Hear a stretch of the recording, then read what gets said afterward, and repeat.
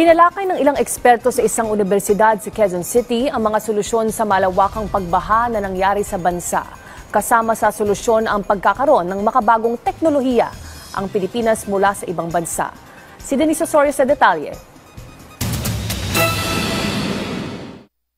Ilang dekada ng hamon sa Pilipinas ang pagbaha, na isang krisis na nakakaapekto taon-taon sa libo-libong pamilya, sumisira sa kabuhayan at naglalagay sa panganib sa public health at local economies. Sa isinagawang symposium sa University of the Philippines, binigyang diin ng scientific community ang importansya ng kabuuang pag-intindi sa mga water system sa bansa, lalo na sa urban at regional scale. Ayon sa pananaliksik ni doctoral candidate Tieza Mica Santos, nakatuon sa governance challenges na mag-uugnay sa highly complex na urban water systems.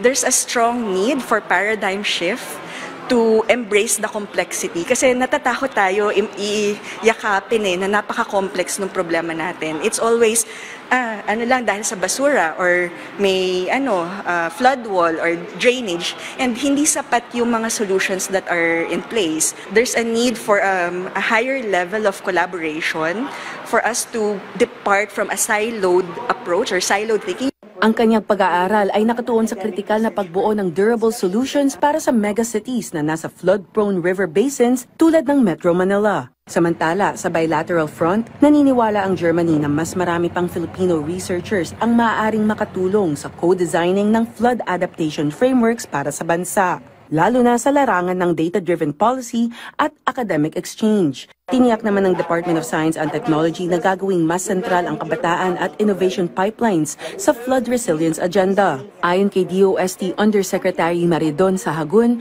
kung mas maagang mapapalakas ang interest ng youth sa STEM at applied research, mas dadami ang local experts na kikilos para sa bansa sa mga global scientific collaborations.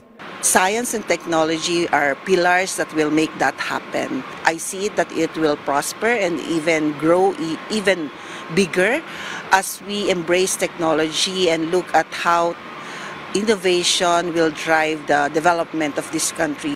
Binigyang diin din ng DOST ang importansya ng talent mobility, kung saan ang mga Filipino scientists sa ibang bansa ay patuloy na sumusuporta sa Philippine industries at disaster mitigation strategies, dahil isa itong national sustainability challenge na nangangailangan ng mas malalim na long-term alignment sa public policy at water governance. Denise Osorio, para sa Pambansang TV, sa Bagong Pilipinas.